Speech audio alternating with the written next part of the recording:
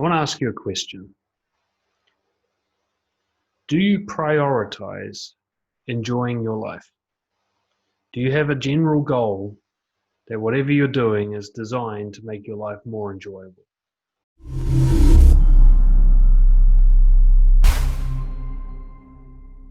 Most people, it's so inherent that they're trying to enjoy their life that they don't bother setting it as a goal in and of itself.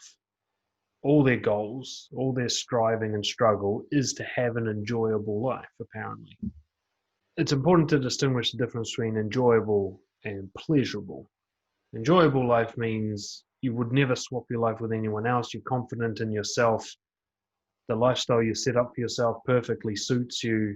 You still have your ups and downs and your problems, but you're okay with that. That's an enjoyable life. Pleasure just means like the instant gratification of getting high or ejaculating or eating sugar. That's different. Okay. But an enjoyable life. Because I have a theory for me.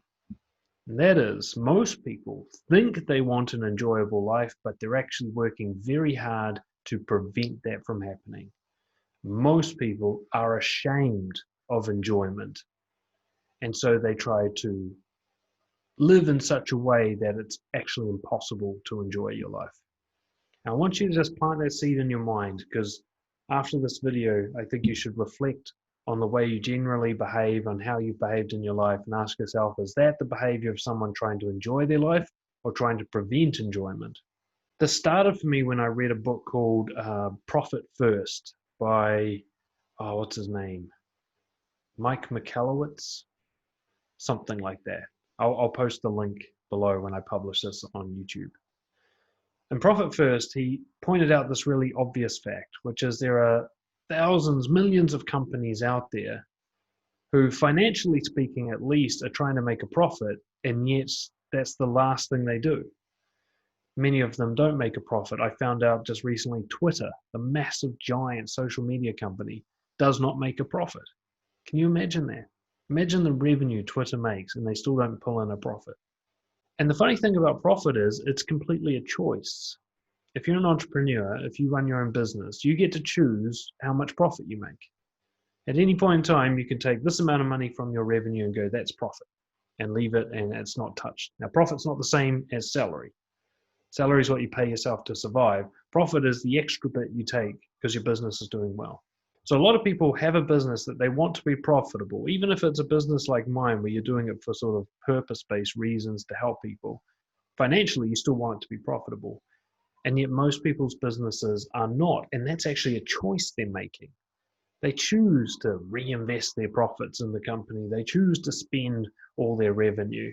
They choose to waste a lot of money on expenses that they don't need.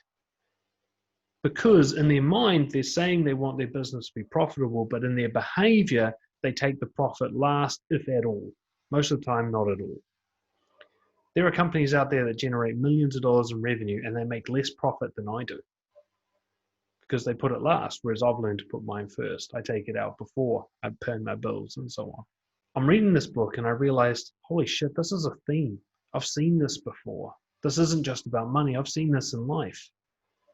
There are people who say they want to enjoy their life, and yet when you watch their behavior, you don't see enjoyment of life as a priority.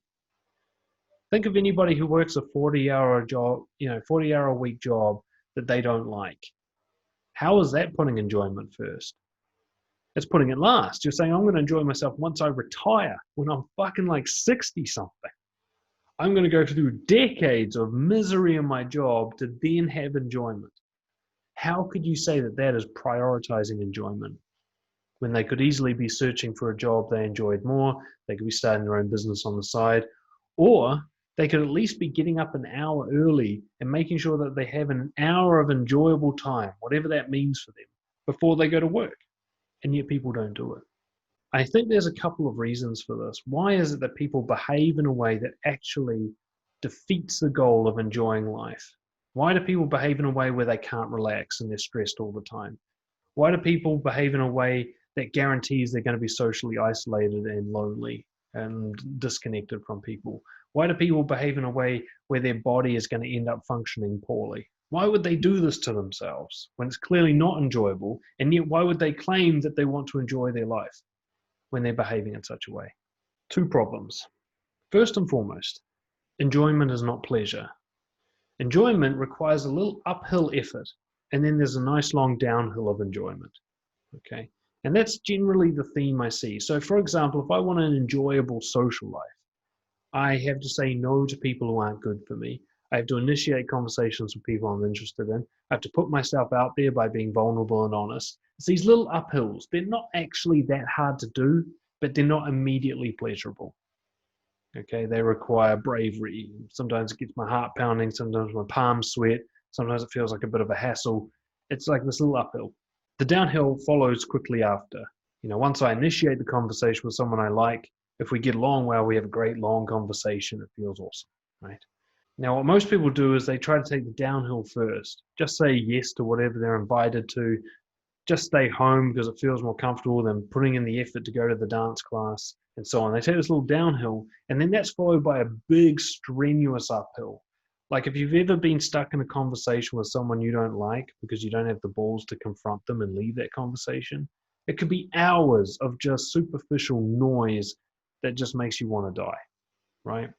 So a little downhill of like, oh, well, he's talking to me, I'll just keep talking. That's followed by this big uphill of just strenuous effort. So it's not even easier to live this way. It's just slightly easier at the start, and it's actually more painful, exponentially painful afterwards. If you think of, say, a lonely life. You can apply this in all areas of life. People take the easy way out at work and they end up with heaps of problems they have to solve, or they end up with financial difficulties, People take the easy route, like not exercising, not bothering to cook a nutritious meal, and then they have like heart disease and health problems and loss of energy and this huge uphill battle afterwards where everything takes so much more effort. So there's this little uphill, downhill problem that people have. They don't see that they need to be taking that little uphill effort for the big reward. The thing is, though, and this is the second problem, a lot of people do know about this uphill, downhill problem. Okay, anybody right now, you can look back in your life, where did I take the easier way out and it cost me big? And where did I put in a bit of effort and I was so worth doing?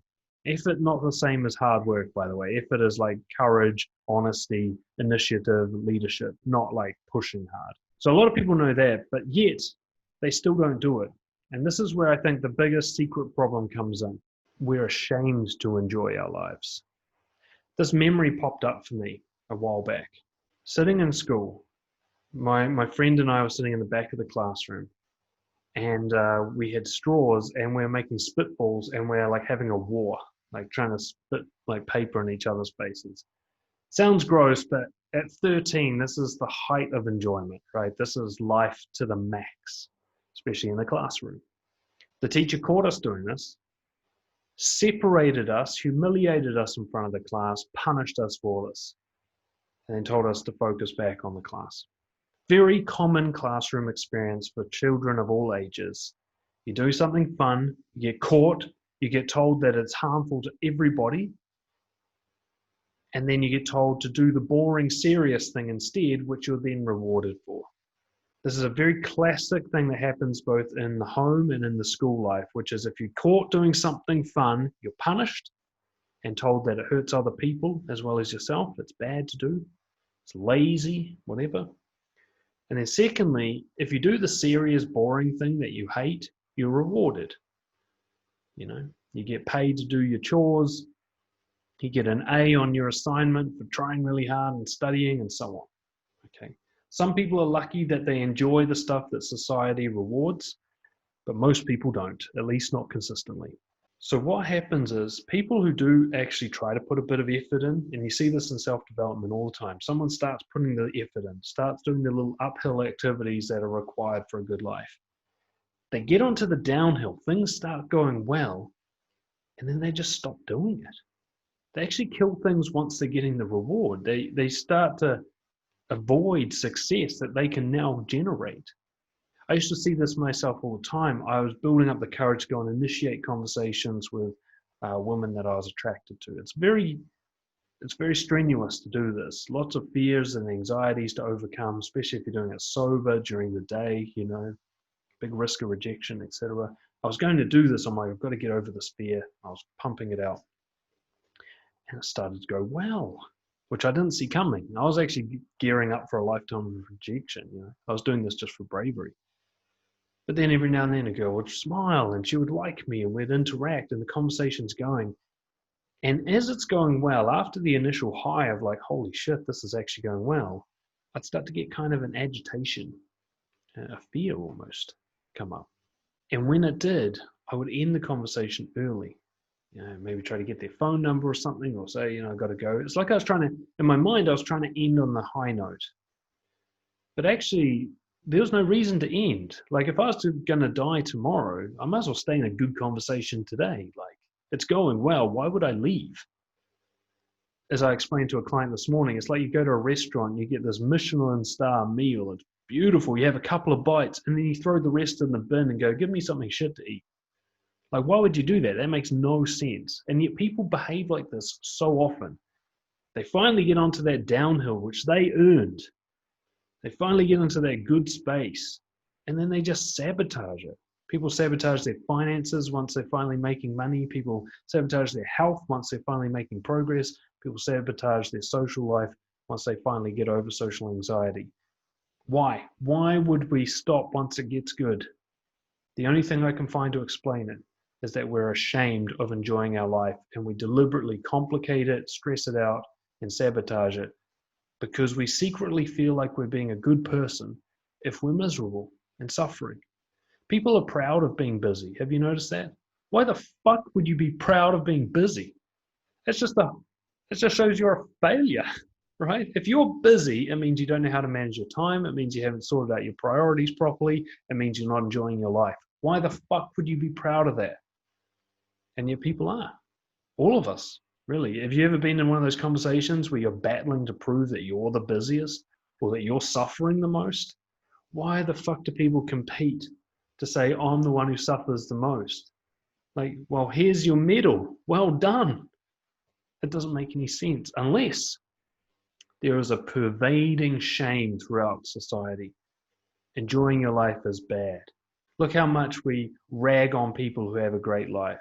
Look at that tall poppy syndrome. Whenever somebody's winning, whenever somebody's successful and enjoying it, out come the haters and the trolls. People who couldn't even achieve a percentage of that success are suddenly their biggest critics. Why? Why do we try to drag people down when they're doing well? Why are we ashamed of having a good life? Why do we have to wait until we're 65 with broken hips and bad backs before we're allowed to enjoy life? And even then, we've got to stay busy with golf and not even like golf. What the fuck? If you want to enjoy your life, fine, but don't lie about it. Are you actually prioritizing enjoyment of life? Are you doing those little uphill activities every day that create a nice long downhill? And do you prioritize those activities? Do you do them before you do anything else? Because if not, then you don't really want to enjoy your life. And you need to face that truth. Thank you so much for listening. And get in touch with me if you've got any thoughts on that. dan@brojo.org. Of course, if you're watching this on YouTube later, please subscribe and share it around to help us grow our channel. I'll see you guys next time. Cheers.